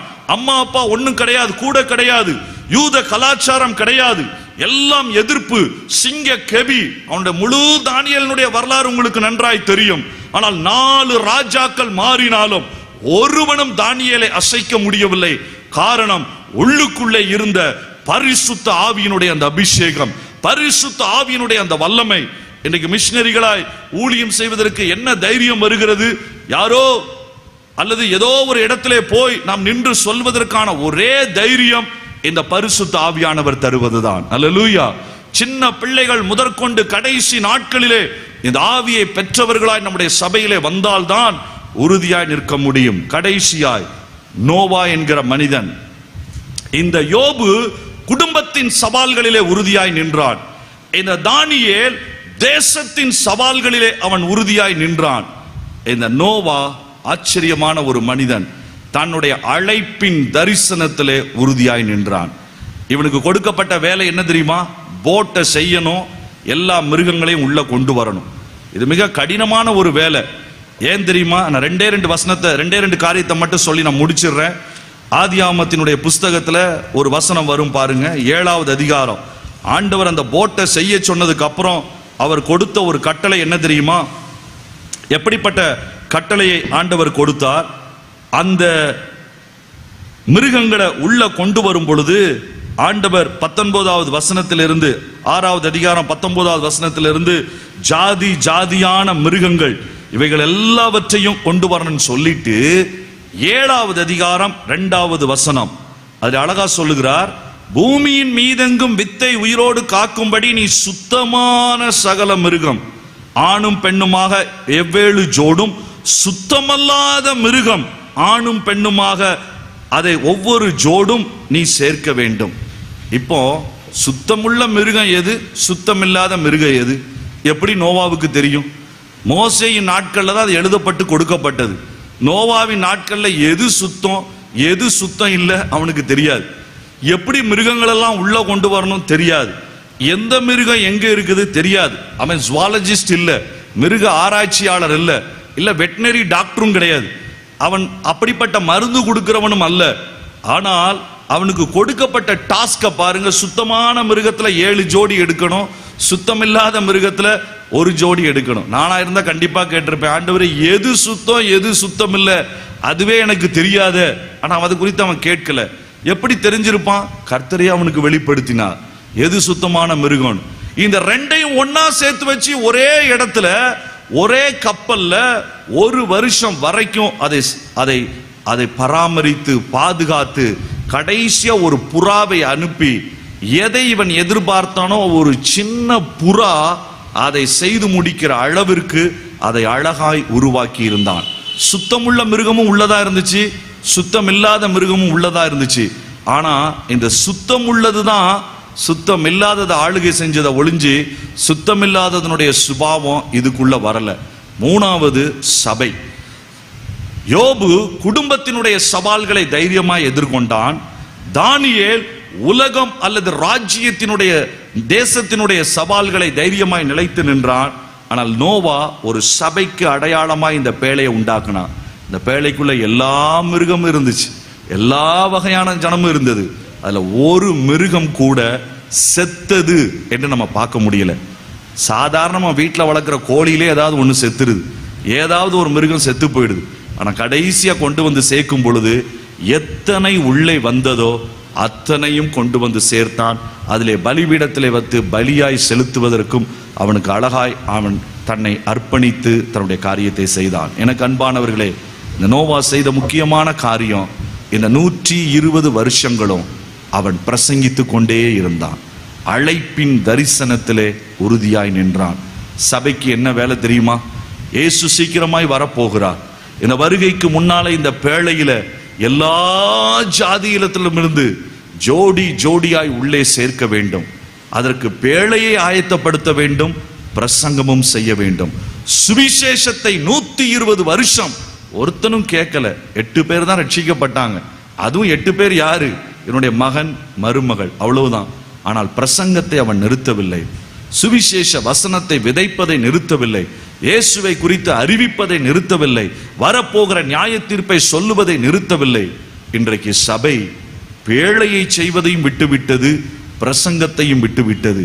வெளியே சொல்ல வேண்டிய வார்த்தைகள், ஐயா சீக்கிரமாய் ஓடி வாருங்கள், இந்த பேழைக்குள் வந்தால் நீங்கள் தப்பிக்கலாம் என்று சொல்லுகிற வார்த்தைகள் இல்லாமல் போய்விட்டது.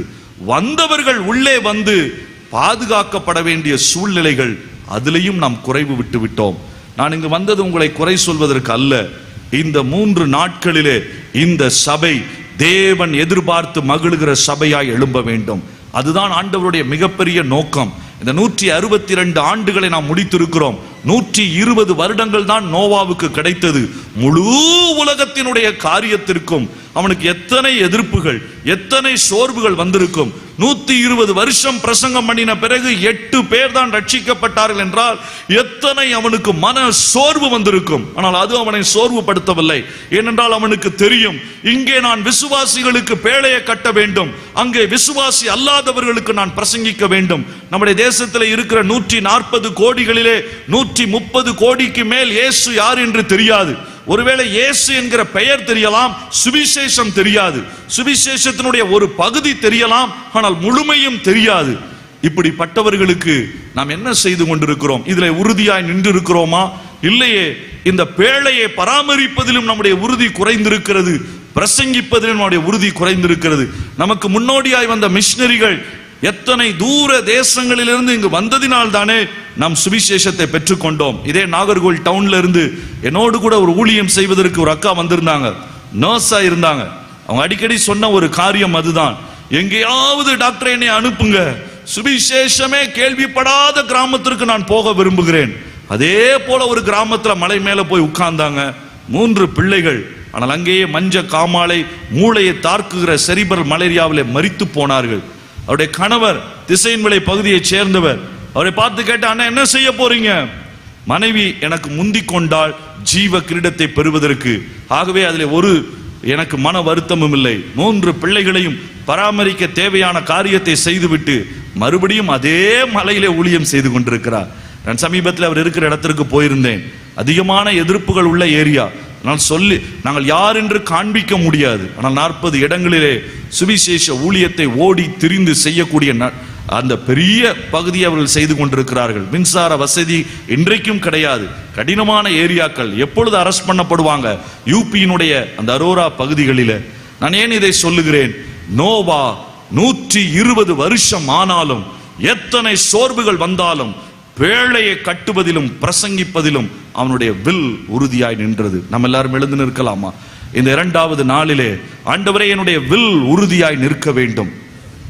நான் தானியேலை போல பரிசுத்த ஆவியிலே நிரம்பினவனாய் எல்லா இடங்களிலும் என்னுடைய வாழ்க்கை இருக்க வேண்டும் சுவாமி. என் எதிரிகளும் பார்த்து சொல்ல வேண்டும், இவனுக்குள் பரிசுத்த தேவர்களின் ஆவி இருக்கிறது என்று சொல்லி. நான் ஒரு யோபுவை போல என்னுடைய குடும்பத்திலே எதிர்கொள்ளுகிற எல்லா பிரச்சனைகளின் நடுவிலும் ஆண்டவரே அன்பு என்கிற அந்த வில்லை பிடித்துக் கொண்டு கசப்புகளை உள்ளே விடாமல் என்னுடைய வில் உறுதியாய் நிற்க வேண்டும் சுவாமி. அது என்னுடைய நண்பர்களுடைய சிறையிருப்பையும் மாற்றுமே. நோவாவை போல பெரிய காரியங்கள் ஒன்றும் தெரியாது, என்ன பிரசங்கிக்க வேண்டும் தெரியாது, ஒரே ஒரு பிரசங்கம் தான். ஐயா, மழை வர போகிறது, வேகமாய் ஓடி வாருங்கள் பேழைக்கு.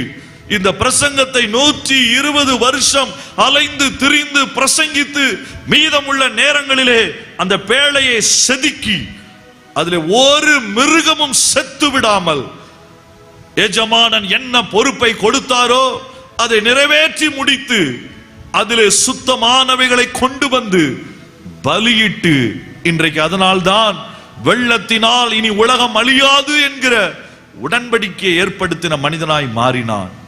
இந்த ராத்திரி வேளையிலே கர்த்தருடைய கண்கள் உங்களை அப்படிப்பட்டவர்களாய் பார்க்க விரும்புகிறது. தேவன் தேடுகிற யோபு எங்கே? உன் சொந்த குடும்ப பிரச்சனைகளிலேயே நாம் நிற்க முடியாவிட்டால் வரப்போகிற நாட்களில் நாம் எப்படி நிற்க முடியும்? தேவன் உங்களை அழைக்கிறார். அருமையான அண்ணே, அக்கா, குடும்பத்திற்குள் உள்ள கசப்பா, இன்றைக்கு அன்பு என்கிற வில்ல கையில எடுங்க. அது சகலவற்றையும் தாங்கும், அது சகலவற்றையும் அது பொறுத்து கொள்ளும். அதை எடுத்து நீங்கள் போராடி பாருங்கள், பெரிய ஆசீர்வாதத்தை நீங்கள் சுதந்திரிக்க முடியும். வாலிப தம்பி, தங்கச்சி, அண்ணே, அக்கா, பரிசுத்த ஆவியினால் அக்னியாய் பற்றி எரிவதற்கு ஒரு தேவ மனிதன் இப்படி எழுதி இருந்தார். சிங்கம் ஏன் தானியேலை கடிக்க முடியவில்லை என்றால் ஆவிக்குரிய விதத்தில் அவர் எழுதியிருந்தார், அந்த சிங்கத்திற்கு கடிப்பதற்கு அங்கு மாம்சமே இல்லை. அர்த்தம் என்ன? சிங்கம் தன்னை தொடுவதற்கு ஒரு குற்றமும் அவனிடத்தில் இல்லை, மறைக்கப்பட்ட பாவங்கள் இல்லை, மன்னிக்க முடியாதபடி அழுத்தி வைக்கப்பட்ட பாவங்கள் இல்லை, துணிகரமான பாவங்கள் இல்லை. அவன் தைரியமாய் சொன்னான், நான் குற்றமற்றவன், ராஜாவே உமக்கு முன்பாகவும் தேவனுக்கு முன்பாகவும் குற்றமற்றவன். எப்படி ஐயா வாழ்ந்தான்? உள்ளுக்குள் பரிசுத்த ஆவி அக்னியாய் எரிந்து கொண்டிருந்தார்.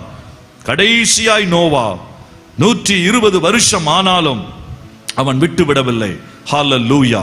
இந்த ராத்திரி வேளையில நம்ம நல்ல பரிசுத்த ஆவியினுடைய பலத்தை பெற்றுக்கொண்டு நம்ம செல்ல போறோம். எல்லாரும் கரங்களை உயர்த்தி வானத்தை நோக்கி நம்ம ஜெபிப்போம். ஆண்டவரே, என்னுடைய வாழ்க்கையின் நிலையற்ற தன்மை, என்னுடைய வாழ்க்கையின் மன நிலையிலே நான் தாக்கப்பட்ட நிலைமை, பகைவர்கள் என்னை வெறுத்தது நிமித்தம் உண்டான காயங்கள், இவைகள் எல்லாம் இனி என்னை தொடக்கூடாது சுவாமி. நான் இந்த சந்ததிக்கு ஒரு யோபு, நான் இந்த சந்ததிக்கு ஒரு தானியேல், நான் இந்த சந்ததிக்கு ஒரு நோவா, நான் அதை விட்டு கொடுக்க போவதில்லை. தேவன் தேடும் இந்த உத்தம மனிதர்களாய் நான் உறுதியாய் நின்று என்னுடைய காரியங்களை நான் சாதிக்க போகிறேன். என்னையே நான் முழுவதுமாய் நான் தரப்போகிறேன். பரிசுத்த ஆவியினால் என்னை நிரப்பும் ஆண்டவரே, அந்த அன்பினால் என்னை நிரப்பும் ஆண்டவரே.